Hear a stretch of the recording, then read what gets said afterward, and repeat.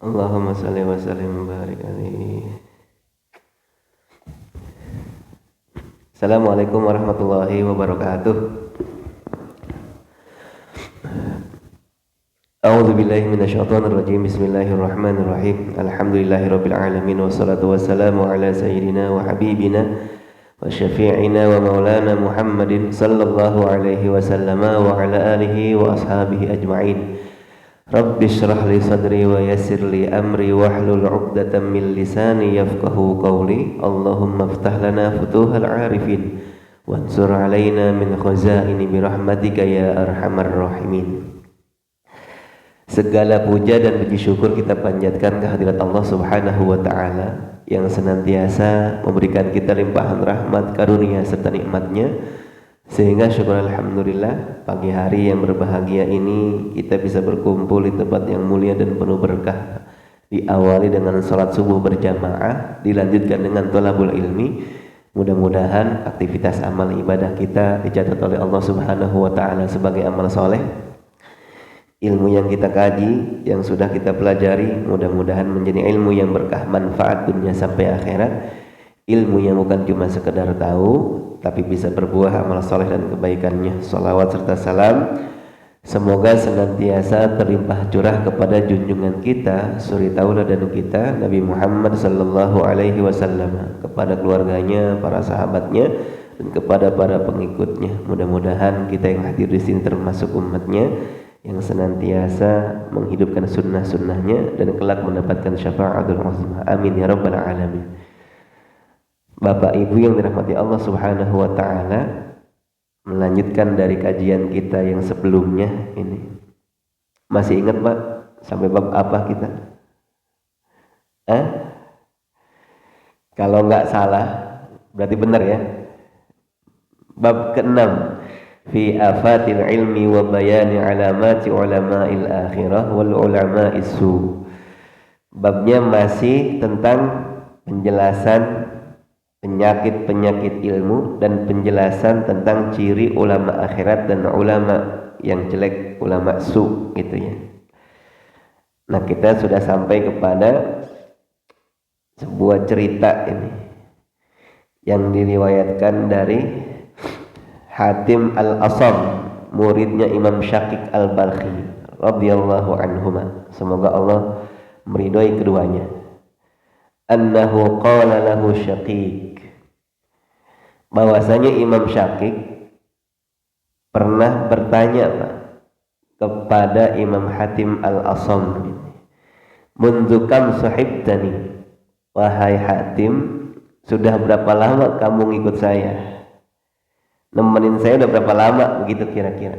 Qala Hatim, kemudian Imam Hatim al-Asam berkata, mundu salasi wa salasina sanatan, sudah 33 tahun. Ini waktu yang lama apa sebentar Pak? Lama apa sebentar? Jadi pantas kalau seorang guru nanya sama santrinya, udah berapa lama ngikut guru, gitu kira-kira. Udah baru setahun, wah berarti masih sangat jauh nih sama ulama-ulama dulu. Ngikutin guru itu sampai 33 tahun. Masya Allah. Qala, kemudian Imam Syakik bertanya, fama ta'allamta minni fi hazihil muddah. Kalau bahasa simpelnya Pak, udah berapa ilmu yang kamu pelajari selama ini? 33 tahun ikut saya, udah dapat ilmu apa aja? Kira-kira begitu. Qala, kemudian Imam Hatim al-Asam menjawab, samani masail, 8 masalah, 8 perkara. Loh, coba itu 33 tahun cuman dapat 8 masalah, 8 perkara. Qala Syakik lahu, kemudian Imam Syakik berkata kepada Imam Hatim, inna lillahi wa inna ilaihi raji'un. Masya Allah, ngikutin saya 33 tahun, kamu cuma dapat 8 perkara. Kira-kira gitu Pak. Bapak nih bayangannya sekarang sama nggak kira-kira kayak Imam Syakik? Punya santri ngikut kita 33 tahun. Ketika ditanya udah belajar apa aja dari saya selama 33 tahun, cuman belajar 8 perkara. Keder nggak Pak? Keder. Makanya kita lanjutin ceritanya biar nggak keder sama-sama kita. Qala ya Ustaz, lam ata'allam ghairaha wa inni la uhibbu an ukazzibu. Saya emang nggak belajar dari engkau wahai Tuan Guru kecuali yang 8 perkara tadi, dan saya nggak suka kalau saya bohong. Faqala, kemudian Imam Syakik berkata, hati hadhihi samani masail hatta asma'aha. Ayo sini dah, saya pengen dengar yang 8 masalah, 8 perkara yang kamu dapatkan selama 33 tahun ngikut saya. Coba sini, datengin, sampaikan kepada saya. Qala Hatim, kemudian Imam Hatim Al-Asam ini berkata, ammal ula, adapun yang pertama, 4 pelajaran-pelajaran berharganya yang barangkali ini bisa menjadi pelajaran penting juga buat kita. Ya, 8 perkara ini sesungguhnya bukan perkara sederhana, tapi perkara yang luar biasa. Kalau kita ikut fahamnya Imam Hatim Al-Asam ini, mudah-mudahan kita selamat dunia akhirat. Amin ya rabbal alamin. Nazartu ila hadzal khalqi, aku perhatikan manusia, fara'aitu kulla wahidin yuhibbu mahbuban fahuwa ma'a mahbubihi ilal qabri. Aku perhatikan manusia dan aku lihat salah satu di antara mereka mencintai apa yang dia cintai, fahuwa ma'a mahbubihi ilal qabri, dan dia dengan orang yang dicintainya, sesuatu yang dicintainya sampai mengantarkannya ke kuburan, ke liang lahat. Fa iza wasala ilal qabri faraqahu, kalau misalkan udah sampai ke liang kubur kemudian dia ditinggalin, Pak. Pelajaran pertama ikhwatal iman rahimakumullah, banyak di antara manusia yang begitu cinta terhadap apa yang dia cintai, orang yang dia kasihi, gitu ya, sampai mengantarkannya ke liang kubur. Tapi kalau udah dimasukin kita ke dalam liang kubur, yang kita cintai semuanya ngikut nggak Pak ke liang kubur bareng kita? Kagak ada, ya, semuanya ninggalin kita. Betul ya? Anak ikut nggak? Ikut nganter?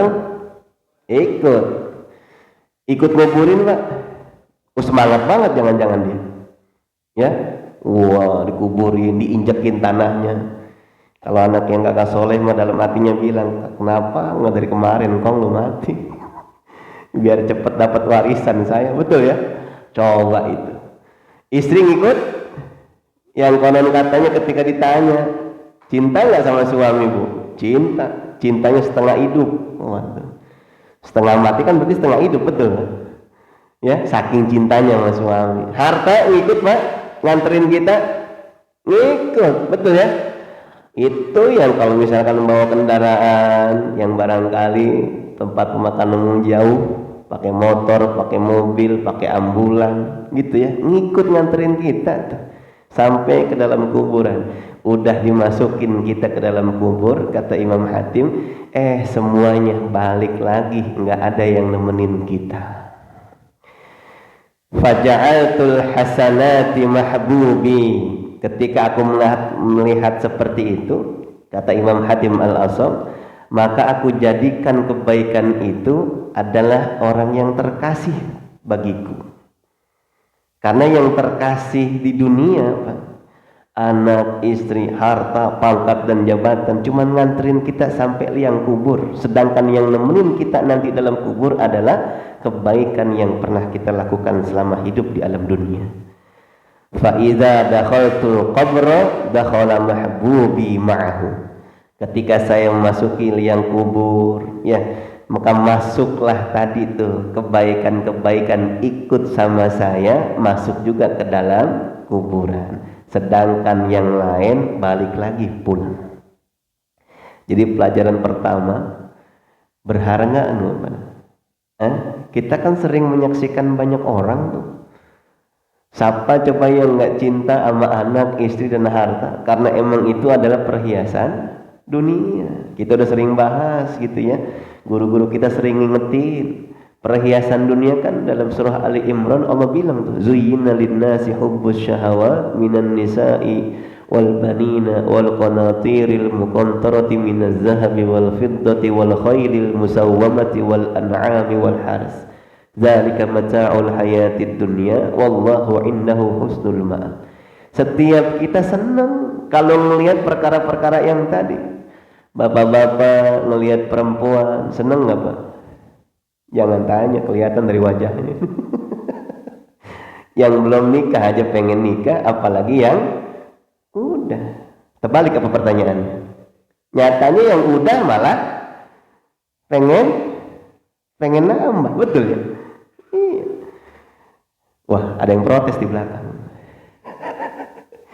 Anak, lah siapa coba kalau setiap orang tua yang nggak cinta sama anaknya, bohong Pak. Semua kita sayang sama anak. Ya tanya kalau dia sakit, terkadang mohon maaf ya, kita sering doa kalau dia ngeliat sakit, ya Allah kalau bisa masakinya pindahin aja sama saya. Saking cintanya kita sama tuh anak, masya Allah. Lah emang kita kerja Pak, pagi siang malam nggak balik-balik dari pabrik. Buat siapa coba? Buat siapa? Hari Ahad kalau bisa mah ada lemburan, betul ya? Coba itu. Masya Allah, buat anak istri kita di rumah, semua kita sama lah kira-kira begitu. Perbendaharaan dari emas dan perak, semua kita pengen punya emas sama perak, gitu ya. Kita juga pengen punya kendaraan yang bagus, yang mewah. Kita juga pengen punya hewan ternak, punya sawah yang luas, ladang yang luas. Kita juga pengen punya tuh. Emang itu perhiasan dunia kata Allah. Akan tetapi yang di sisi Allah Subhanahu wa ta'ala lebih baik daripada perhiasan-perhiasan dunia yang tadi. Apa itu? Kebaikan-kebaikan dari perhiasan dunia yang sudah kita gunakan untuk kebaikan di jalan Allah Subhanahu wa ta'ala. Setiap kita cinta, akan tetapi ikhwatal iman rahimakumullah, ingat yang nemenin nanti di dalam kuburan bukan yang kita cintai Pak ketika hidup di alam dunia, tapi kebaikan yang sudah kita lakukan. Baik amalnya, maka insya Allah baik juga yang nemenin kita. Buruk amalnya, maka buruk pula yang nanti akan menemani kita di alam kubur. Na'udzubillah, summa na'udzubillah.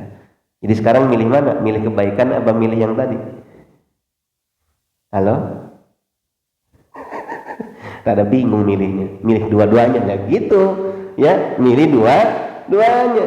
Yang ada sama kita sekarang, alhamdulillah, syukuri ya. Anak istri ajakin Pak buat berbuat baik, karena ini pun menjadi amal soleh buat kita. Ada pengajian hari Ahad, bawa kemari. Ustadz, anak saya masih kecil, bagian lari-larian baik di masjid. Yang penting anak bapak, bukan bapaknya. Setuju ini? Nanti ngeganggu Ustaz, orang jadi nggak khusyuk. Emang kalau nggak ada bocah khusyuk Pak sholat kita? Sok banget. Ya betul ya, sombong amat begitu kalau kata si Mandra. Betul ya? Nah iya, orang kita mah takbiratul Allahu Akbar, waduh, imam panjang dikit ngegerutu. Itu imam lelet bacaannya. Bukan lelet, panjang bacaan. Ya Allah Rabbuna, imamnya digodain juga. Wih jamaah banyak loh, panjangan dikit jangan kulhu baik tuh. Dua-duanya sama-sama digoda setan. Imamnya biar kagak ikhlas, makmumnya biar ngegerutu. Dua-duanya rugi itu. Hati-hati, betul ya? Bawa ke sini ikhwatal iman, anak kita bawa Pak. Saya sering ngasih tahu gitu ya, kalau sama angkatan bapak-bapak yang hadir di sini, agak khawatir Pak. Ya, angkatan 80 ke bawah ini, insya Allah dah mental ngajinya teruji. Betul. Lah kita ngaji dulu, ngaji Quran Pak, emang dulu ustadz kita biasa kayak ustadz sekarang gitu, semuanya rata-rata ustadz zaman kita kecil megang rotan, ya nggak sih? Nah, inget banget saya itu yang masih bahasanya dulu Quran kecil sama Quran gede. Quran kecil tuh amma yatasaalun juz 30 sebutnya Quran kecil. Betul Pak ya? Yang unakum ainakum inakum, ingat Pak? Nah, yang pernah ingat berarti udah tua banget ini. Disabet joger nangis kita pulang, dijewer sama orang tua kita, ditaruh depan ustadz ajarin lagi, ditungguin. Bener nggak Pak? Iya, saya ngerasain betul itu. Ngaji pakai obor, lewatin sawah, masya Allah, listrik belum ada.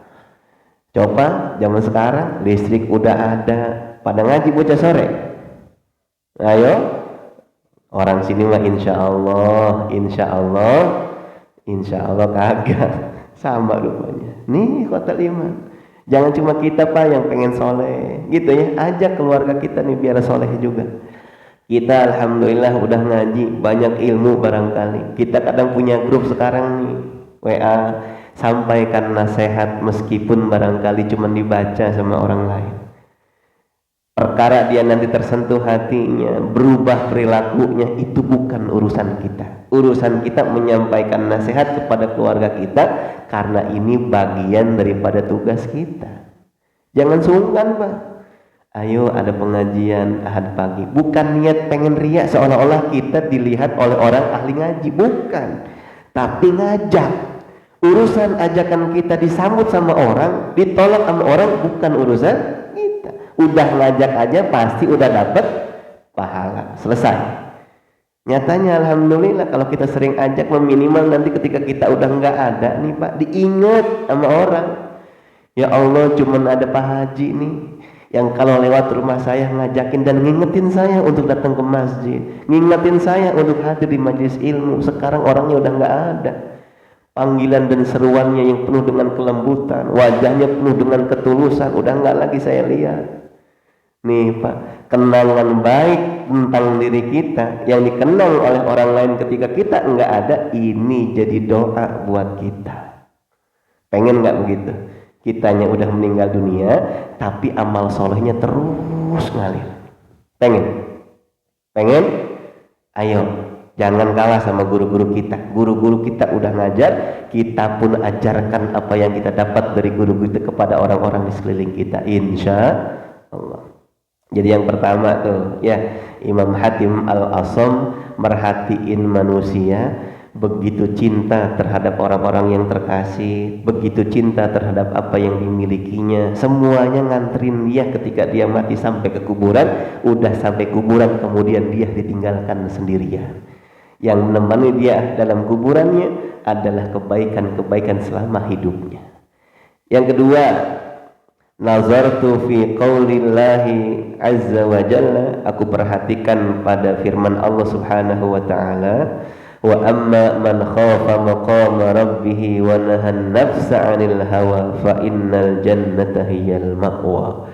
Dan adapun orang yang takut terhadap maqam Tuhannya, wa nahan nafsa 'anil hawa, dan dia berusaha untuk menahan hawa nafsunya, fa innal jannata hiyal ma'wa, maka sesungguhnya surga tempat kembalinya. Surah An-Nazi'at ayat 40-41. Fa'alimtu anna qawlahu subhanahu huwal haq, aku tahu bahwasanya firman Allah subhanahu wa ta'ala yaitu kebenaran. Fa'ajahadtu nafsi fi daf'il hawa hatta istaqarrat ala ta'atillahi ta'ala, maka aku berusaha untuk menundukkan hawa nafsuku sehingga dia tetap taat kepada Allah subhanahu wa ta'ala. Jadi emang bawaan hawa nafsu yang barangkali sudah sering kita bahas, ciri hawa nafsu itu Pak, dia pasti ngajak kita lari jauh dari Allah. Ciri hawa nafsu itu pasti ngajakin kita buat maksiat. Simple aja. Kalau kita pengen berbuat kebaikan, ada berat dalam hati, gitu ya, banyak pikiran. Kalau kita mau berbuat kebaikan, itu pasti hawa nafsu yang ngebisikin diri kita. Karena sejatinya hawa nafsu itu yang menjadikan diri kita lari terus dari kebaikan-kebaikan. Alasan aja yang dibuat, bukan cara yang dicari. Kan beda orang yang mau sama orang yang nggak mau, kan gitu Pak. Kalau orang yang mau sesuatu maka dia nyari cara, tapi kalau orang nggak mau dia pasti nyari alasan. Betul ya? Kita pengen jamaah nih di masjid, ntar mau sholat subuh berjamaah, mau ikut pengajian juga sampai waktu syuruk begitu, iktikaf di masjid.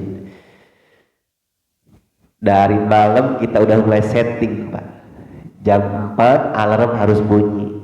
Betul, sebetulnya alarmnya mau jam setengah 4 itu ya, ada 5 tuh, jam setengah 4, jam 4 kurang 15, jam 4, jam 4 lewat 5, betul. Berbunyi alarm pertama jam setengah 4. Waduh, masih berat kayaknya Ustaz, gerimis, hujan, rada dingin begitu, matiin dulu. Boleh nggak? Boleh nggak? Ya biar kata nggak boleh juga itu yang kita kerjain. Betul ya? Jam 4 bunyi lagi, nah jam 4 bangun kita buru-buru gitu ya, bebersih kamar mandi, wudhu, kemudian sholat dulu dah. Azan jam 4 lewat 30 lewat begitu ya. Berarti masih ada waktu buat tahajud. Boleh mau tahajud jam 4? Boleh nggak Pak? Boleh nggak? Boleh. Tahajud dulu 2 rakaat, nggak apa-apa.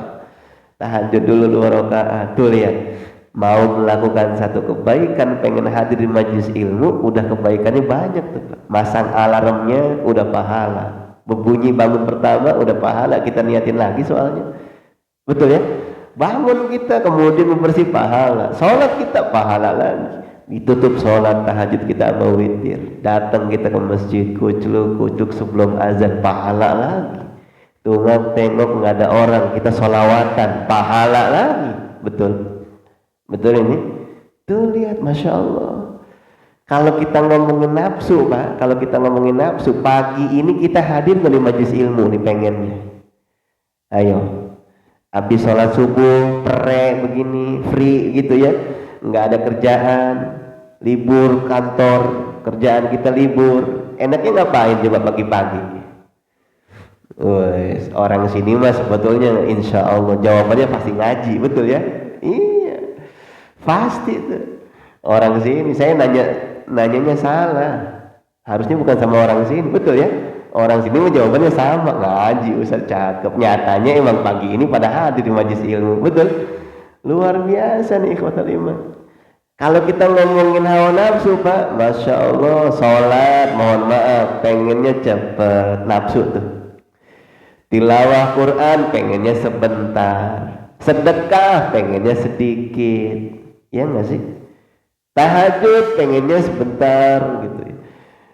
Berat banget. Sholat duha tanggung, ribet banget Ustaz, tengari-tengari begitu ya, kayaknya lagi waktu nanggung begitu. Coba itu Pak, itu yang ngomong hawa nafsu. Nah, Imam Hatim Al-Asam tahu orang yang bisa mengontrol, menundukkan nafsunya, yang nafsu ini ngajakin dia untuk maksiat, kemudian dia arahkan untuk taat kepada Allah Subhanahu wa ta'ala. Ini pelajaran selama beliau kurang lebih 33 tahun ngikut gurunya. Nah, kira-kira kita bagaimana nih? Ngaji kita udah lama insya Allah Pak ya, maka kita pelajaran kedua juga harus dapat nih dari Imam Hatim Al-Asam insya Allah. Yang ketiga, anni nazartu ila hadzal khalq, aku juga memperhatikan manusia, fara'aitu kullaman ma'ahu syai'un lahu qimatun wa miqdarun rafa'ahu wa hafizahu. Aku lihat setiap dari apa yang bersamanya sesuatu memiliki harga dan ukuran yang mengangkat derajatnya dan juga menjaganya. Summa nazartu ila qaulillahi azza wa jalla, kemudian aku perhatikan kepada firman Allah azza wa jalla, ma indakum yanfad wa ma indallahi baq. Surah An-Nahl ayat 96. Apa yang di sisimu pasti binasa, wa ma indallahi baq, dan apa yang di sisi Allah pasti kekal. Fakullama waqa'a ma'i syai'un lahu qimatun wa miqdarun wajjahtuhu ila Allah liyabqa liya indahu mahfuzan. Maka setiap apa yang saya punya aku tawajuhkan semuanya kepada Allah. Aku serahkan semuanya kepada Allah. Aku tunjukkan semuanya kepada Allah sehingga dia akan kekal di sisi Allah Subhanahu wa taala dan terjaga.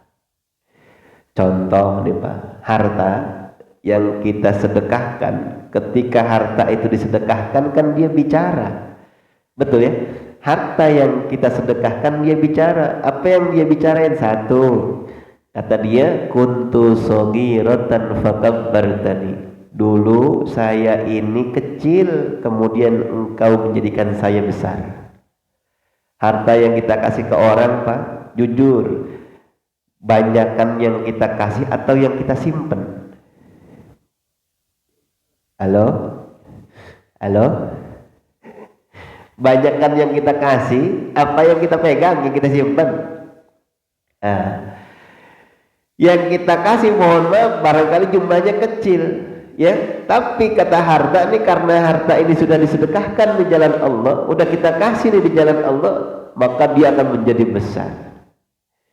Yang kedua dia bakal bilang kuntu aduwan fa ahbabtani. Dulu saya ini musuh kamu.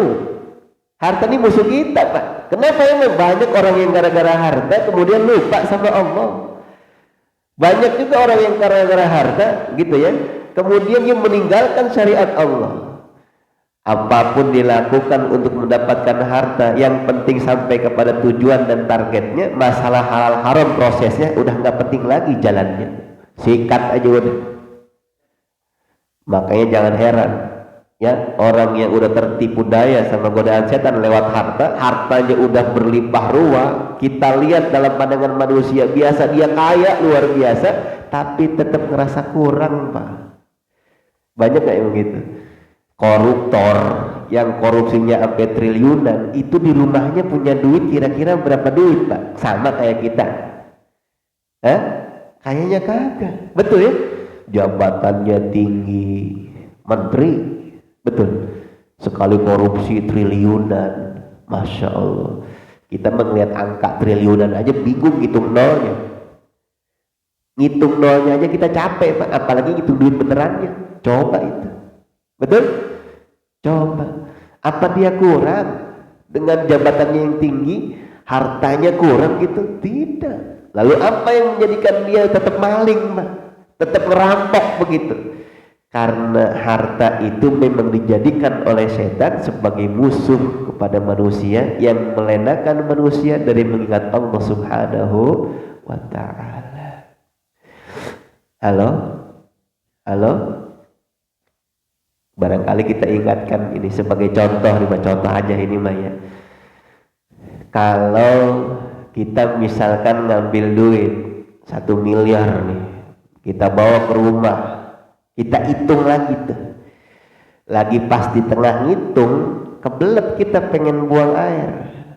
Ngitungnya ditunda atau dilanjutin? Halo? Pak, ngitung duitnya ditunda apa dilanjutin? Atau jangan-jangan sambil buang air kita sambil ngitung? Wah, lebih keren lagi tuh. Betul ya? Ditunda apa dilanjutin? Tuh coba, ditunda padahal cuman buat buang air. Sekarang pertanyaannya, kalau kita lagi ngitung duit nih, kemudian datang panggilan azan, nah pertanyaan berikutnya ngejebak nih, ditunda apa dilanjutin? Ya nggak mungkin sambil sholat kita ngitung duit, betul ya? Ayo, ditunda apa dilanjutin? Tunda dulu dah. Baru aja Ustaz ya, Johor jam 12, Asar jam 3, masih 3 jam lagi, ngitung paling sejam, entar dah jam 2 sholatnya. Tuh kan, saya kan cerita bukan orang sini. Orang sini mah insya Allah sama kan.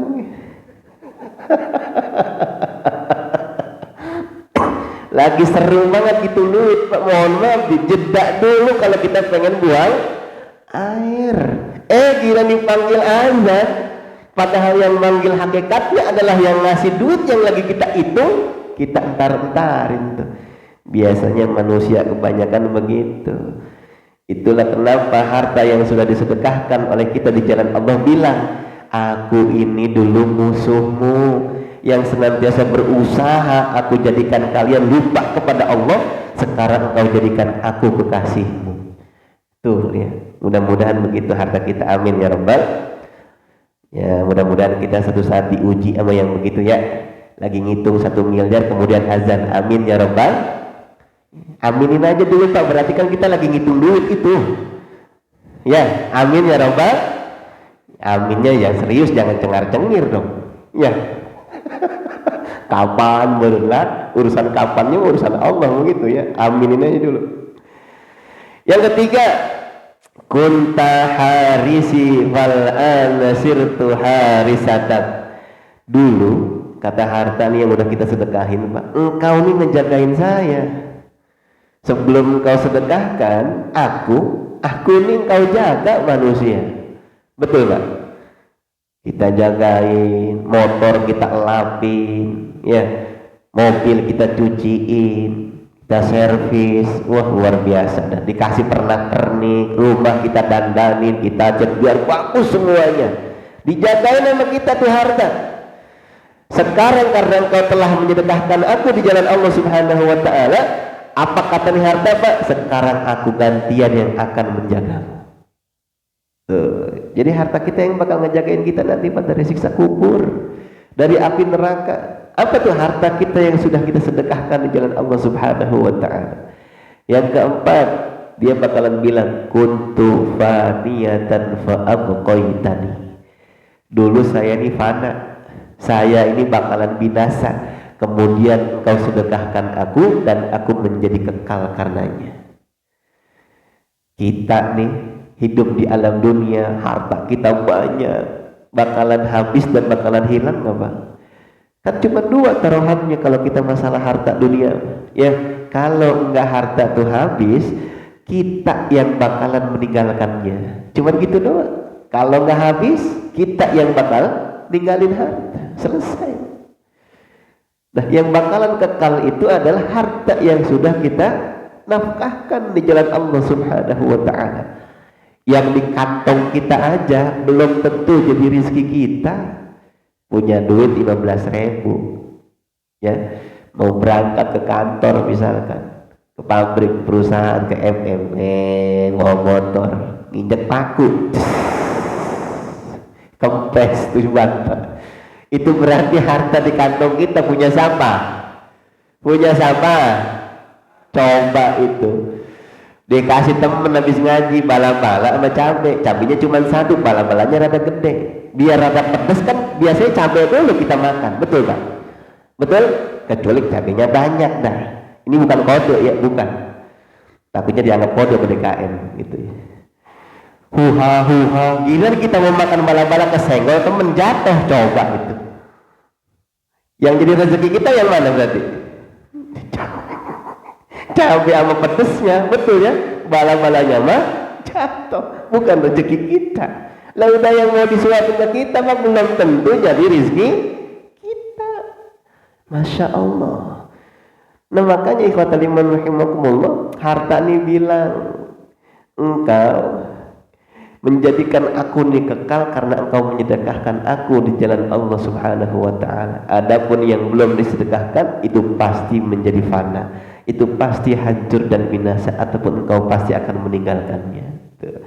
Yang kelima, yang terakhir dia bilang, kuntu qalilatan fakassartani. Dulu saya ini sedikit, sekarang engkau jadikan aku jadi banyak. Gimana nggak jadi banyak Pak? 1 kebaikan dibalas sama Allah jadi 700. Betul ya? Kan kebaikan itu dari 10 sampai 700. Sedangkan harta nih, yang menafkahkan hartanya di jalan Allah Subhanahu wa Ta'ala sebagaimana dia menanam 1 biji benih, yang dari 7 benih ini tumbuh jadi 7 tangkai, yang setiap tangkainya mengeluarkan 100 benih. Ditambah lagi ayatnya di ujungnya, wallahu yudha'ifu liman yasha. Bukan cuma 700 barangkali, akan tetapi bisa berlipat ganda terhadap orang-orang yang dia kehendaki. bisa lebih hebat lagi. Masya Allah, Masya Allah. Matematikanya udah Allah kasih. Boleh kita hitungan Pak, nggak apa-apa, hitung aja sendiri. Ya, kalau kita punya duit 100.000, kita sedekahin 10.000, hakikatnya jadi berapa duit? Capek ngitungnya udah. Ya, yang kelihatan mah tetap 90.000 Ustaz. Berkurang harta kita, betul Pak? Padahal mah harta kita nambah. Nambahnya harta kita barangkali ikhwatal iman rahimakumullah bukan nilainya tapi keberkahannya. Apa sih berkah? Gampangnya berkah itu Pak, dia ada dan terasa. Gampangnya berkah itu ada dan terasa. Ada orang yang hartanya berlimpah tapi nggak terasa hartanya karena hilang keberkahannya. Zaman sekarang orang Masya Allah nyari uang disebut susah, nggak juga. Ya, gampang nggak nyari duit? Gampang nggak? Gampang. Tinggal bawa aja karung, susurin nih dari sini sampai Cikarang, dapat nggak duit? Dapat. Ya, banyak sampah tuh, pungutin. Lah jangan salah Pak, betul ya. Jadi bos limbah kita. Limbah itu kan sampah. Kaya nggak sekarang bos limbah? Tuh coba. Kita aja pengen, betul ya? Iya, Masya Allah. Dibilang susah nggak juga. Tapi lihat ikhwatal iman rahimakumullah, ketika harta ini banyak dititipkan sama kita, berapa yang sudah kita kasih di jalan Allah Subhanahu wa taala, yang padahal kalau kita kasih ini harta bertambah banyak dan bertambah keberkahannya. Barangkali nggak balik Pak berupa harta lagi, tapi kan keberkahannya banyak. Anak pada sehat, istri pada nurut, suami pada soleh. Masya Allah, coba berkah nggak tuh? Berkah? Bahkan itu lebih berharga ketimbang harta.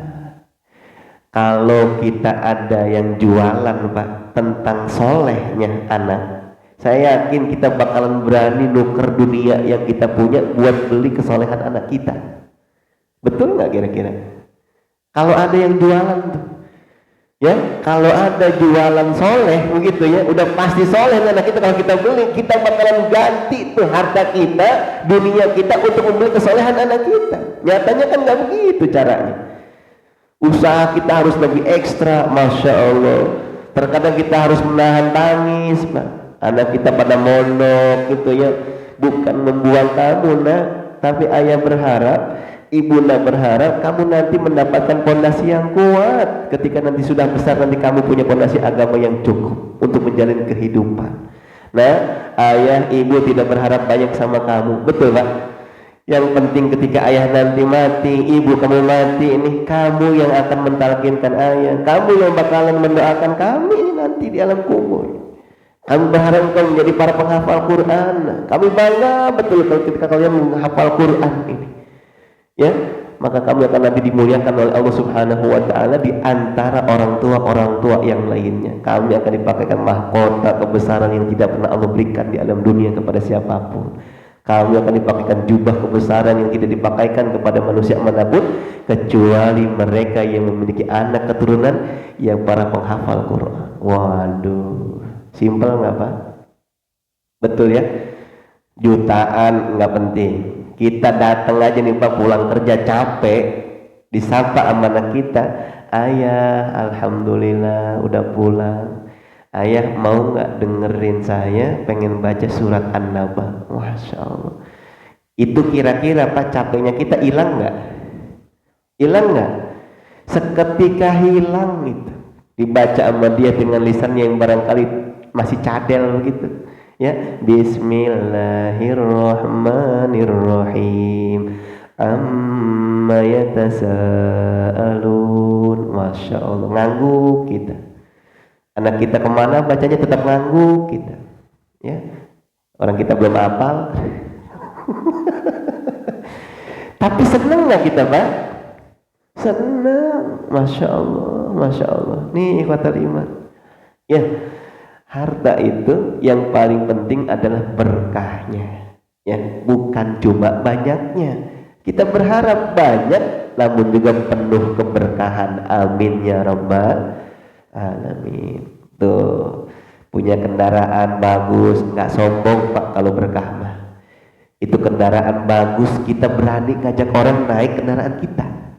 Ada orang yang saking bagusnya kendaraan dia nggak berani ngajak tetangga. Betul nggak? Tetangga kita beli mobil baru, iya.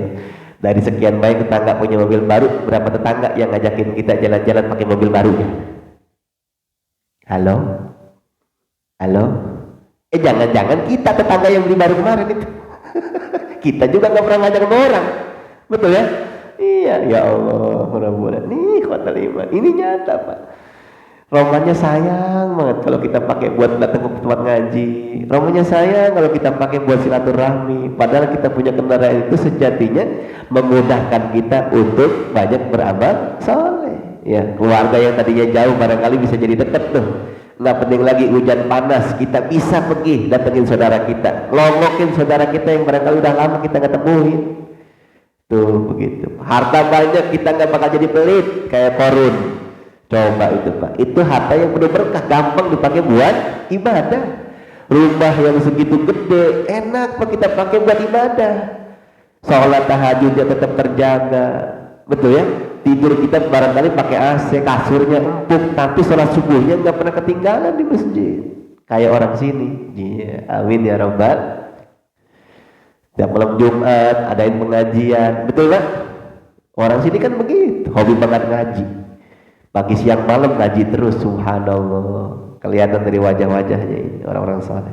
Nih ikhwatal iman, 5 ucapan oleh harta kita, yang harta kita kalau kita udah kasih di jalan Allah Subhanahu wa ta'ala. Makanya Imam Hatim Al-Asam bilang tuh Pak, ngingetin Allah Subhanahu wa ta'ala berfirman dalam surah An-Nahl ayat 96, ma'indakum yanfad. Apa yang ada di sekeliling kita, ya, orang-orang yang kita cintai, harta yang kita punya Pak, semuanya pasti binasa.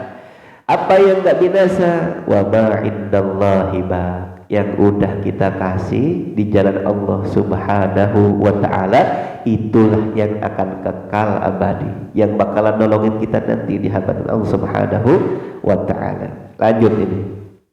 Lanjut. Tadi ada berapa perkara? Ada 8. Yang baru kita bahas berapa? Ada berapa? Baru 3. Jam 5:50. Lanjut. Ini soalnya ada suara-suara kresek itu rada-rada gimana gitu Pak. Hati kita udah mulai bergeser begitu ya. Rada mengganggu fokus kita begitu. Masya Allah. Satu lagi. Yang keempat, anni nazartu ila hadzal khalq. Aku juga memperhatikan manusia. Fara'aitu kulla wahidin minhum. Maka aku melihat setiap salah satu di antara mereka yarji'u ilal mali wal hasbi wasyarafi wan nasab. Mereka semuanya untuk mendapatkan kemuliaan itu kembalinya kepada harta, sebutan, kemuliaan dan juga garis keturunan. Fanazartu fiha fa iza hiya la syai'un. Aku perhatikan harta, garis keturunan, harkat dan martabat itu sebetulnya tidaklah berharga, kata Imam Hatim Al-Asam. Summa nazartu ila qaulillahi ta'ala. Kemudian aku perhatikan firman Allah Subhanahu wa ta'ala, inna akramakum indallahi atqakum. Sesungguhnya orang yang paling mulia di sisi Allah adalah mereka yang paling takwa. Surah Al-Hujurat ayat 13. Fa'amiltu fit taqwa. Kemudian aku banyak beramal untuk mendapatkan takwa, hatta akuna abdallahi kariman, sehingga aku menjadi hamba Allah yang mulia. Banyak di antara kita memang ikhwatal iman menganggap kemuliaan itu berasal dari harta, ya, ataupun garis keturunan Pak. Di saya misal begitu ya, nauzubillah, harta saya berlimpah, kaya raya, keturunan kita keturunan priai, bangsawan, berdarah biru, masya Allah, darahnya bukan merah, darah biru. Padahal ikhwatal iman rahimakumullah, kita diingatkan nih oleh Imam Hatim Al-Asam, yang menjadikan kita mulia adalah karena kita takwa kepada Allah Subhanahu wa ta'ala. Kalau kita mau memburu penghormatan dari manusia, jangan bingung dan jangan ragu, buru saja kita kehormatan di mata Allah Subhanahu wa Ta'ala. Kalau Allah sudah mau mengangkat derajat seseorang, teramat mudah bagi Allah, Pak. Angkat nama baik kita. Betul ya? Dulu nggak ada yang kenal Pak Uwais Al-Qarni. Siapa yang kenal coba? Nggak ada yang kenal. Anak muda dari Yaman, bukan tinggal di Mekah di Madinah barangkali, bukan. Tinggalnya di Yaman. Orang fakir dia. Nyatanya kalau dia emang kaya, dia nggak bakal menggendong ibunya untuk pergi haji. Betul ya?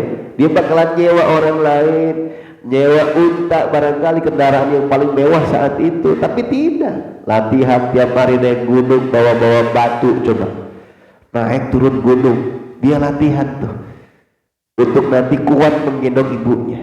Nggak ada yang kenal, kata Rasulullah SAW, di muka bumi, tapi sangat ramai dibicarakan oleh penduduk langit. Orang di bumi nggak ada yang kenal barangkali Uwais, Pak. Bahkan sekelas Umar bin Khattab diberikan nasihat oleh Rasulullah, wasiat Rasulullah, nanti ketika datang nih anak muda yang gendong ibunya dari Yaman, maka mintalah doa kebaikan kepadanya, wahai Umar, karena setiap dia ngangkat tangan Pak minta kepada Allah, nggak pernah ditolak sama Allah. Halo, halo, hebatnya nih orang berbakti gitu ya, hebatnya anak berbakti ikhwatal iman, sekelas Umar bin Khattab aja suruh minta kebaikan, minta doa kebaikan darinya. Maka cari nih di antara kita nih orang yang sangat sayang sama orang tuanya, minta doa dari dia, Mbak tuh. Ya, dia mungkin nggak terkenal di lingkungan kita, nggak ada yang kenal, barangkali tetangga baru atau siapa kira-kira begitu. Tapi Allah Subhanahu wa Ta'ala dan para malaikatnya sangat mengenal dirinya. Setiap dia berdoa nggak ditolak sama Allah. Ini kemuliaan yang sesungguhnya ikhwatal iman, kemuliaan yang datangnya dari takwa. Siapapun orang yang takwa pasti mulia, Pak. Kenapa? Terjaga semuanya. Lisannya nggak ketus, wajahnya penuh senyum tulus, begitu ya. Tangannya ringan untuk bantuin orang, kakinya nggak pernah ke tempat-tempat yang dimurkai oleh Allah, datangnya ke tempat-tempat kebaikan. Coba itu, gimana nggak cinta kita sama orang yang begitu? Disakitin sama siapa aja, dia nggak pernah dendam. Kenapa? Karena takwa. Orang takwa kan begitu sifatnya, Pak. Betul nggak? Nah kalau kita dibenciin orang, kita merenggut juga, berarti kita harus belajar lagi tentang takwa, kira-kira begitu. Orang takwa udah gak penting lagi urusan sama manusia, udah selesai. Yang penting urusan saya sama Allah, niatnya tulus karena Allah dan mengikuti tuntunan Rasulullah Shallallahu Alaihi Wasallam. Selesai. Kalaupun nanti ada masalah orang lain, ya kita jadikan sebagai muhasabah. Kalau satu dua orang barangkali orang itu benci sama kita. Tapi kalau satu komplek musuhin kita, kita jangan bilang mereka dengki sama kita, Pak, tapi mulai ngaca. Kalau sampai satu komplek, satu masjid kayaknya nggak seneng sama saya nih. Lah jangan, wah itu satu masjid dengki semua. Bukan begitu caranya. Jangan-jangan emang ada yang harus kita koreksi. Paham ini? Paham? Jadi bukan berarti yang penting Allah, manusia mah nggak penting lagi, bukan begitu juga.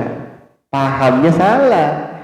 Omongan orang barangkali menjadi muhasabah. Ente mah males. Periksa dulu, jangan ngambek dulu.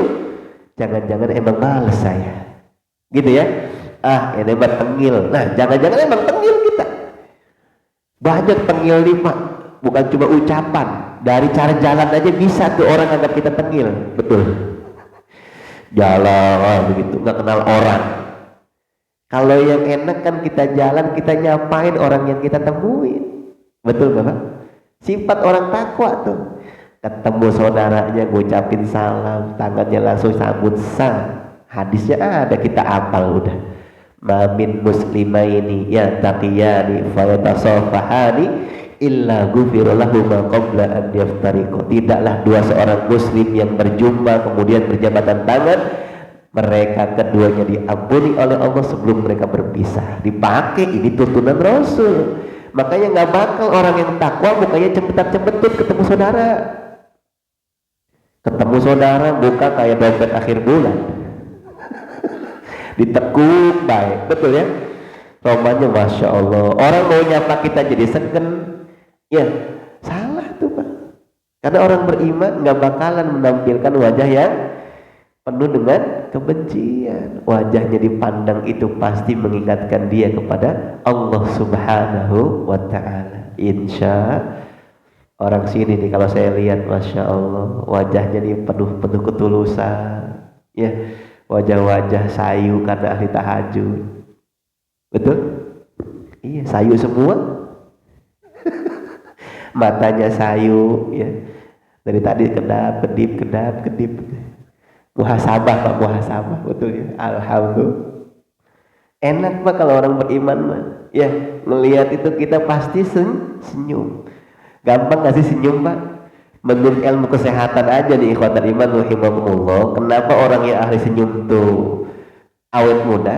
Senyum itu cuma membutuhkan 36 otot muka. Cemberut itu membutuhkan 72 otot muka. Makanya orang yang sering cemberut pasti cepet tua. Ya kita senyum aja. Siapa aja kalau senyum manis Pak. Orang negro aja kalau senyum indah nggak kita lihat? Indah, apalagi orang sini. Masya Allah. Wajahnya senyum, ucapannya enak kita dengar, perilakunya santun. Insya Allah luar biasa. Amin ya Rabbal. Ada 8 masalah yang insya Allah kita akan bahas ya. Perkara dari Imam Hatim Al-Asam ditanya gurunya selama 33 tahun ngikutin beliau, baru 4 yang kita bahas, tapi waktu yang sudah menunjukkan jam 6 ya. Mudah-mudahan sedikit tapi banyak manfaatnya. Kalau masih penasaran, bulan depan hadir lagi insya Allah gitu ya. Atau mau dilanjut? Lanjutin bulan depan, tetap bulan depan gitu ya. Acara intinya ramah tamah. Ini mah cuman kultum kan gitu ya. Kuliah tunggu makanannya udah siap, udah dibagi-bagiin itu saya lihat gitu. Maka udahan ceramahnya kan begitu ya. Insya Allah mudah-mudahan keempat-empatnya nasihat Imam Hatim Al-Asam ada semua sama kita. Amin ya Rabbal Alamin. Yang pertama ngelihat apa yang dicintainya di dunia Pak, semua nganterin kita ke kuburan, udah kita masuk ke kuburan balik lagi gitu ya. Maka aku jadikan kebaikan itu sebagai yang aku kasihi. Yang kedua, saya perhatikan firman Allah Subhanahu wa Ta'ala, orang yang takut kepada Allah kemudian berusaha untuk menahan hawa nafsunya, maka surgalah tempat kembalinya. Maka berusahalah kita untuk menundukkan hawa nafsu agar tetap taat kepada Allah Subhanahu wa Ta'ala. Kemudian yang ketiga, biasanya manusia itu apa yang di sisinya memiliki harga ukuran yang mengangkat derajat dan juga menjaganya. Sedangkan sebetulnya yang di sisi kita bakalan binasa, sedangkan yang di sisi Allah yang sudah kita sedekahkan di jalan Allah itulah yang akan kekal selamanya. Dan yang keempat, saya melihat banyak manusia, kata Imam Hatim Al-Asam, yang mereka mengembalikan kemuliaan itu kepada harta, harkat dan martabat gitu ya. Padahal sebetul kemuliaan adalah datangnya dari takwa kepada Allah Subhanahu wa Ta'ala. Maka berusaha kita untuk menggapai takwa. Amin ya Rabbal Alamin. Demikian, kurang lebihnya mohon maaf. Usikum wa nafsi bitaqwallah. Wassalamualaikum warahmatullahi wabarakatuh.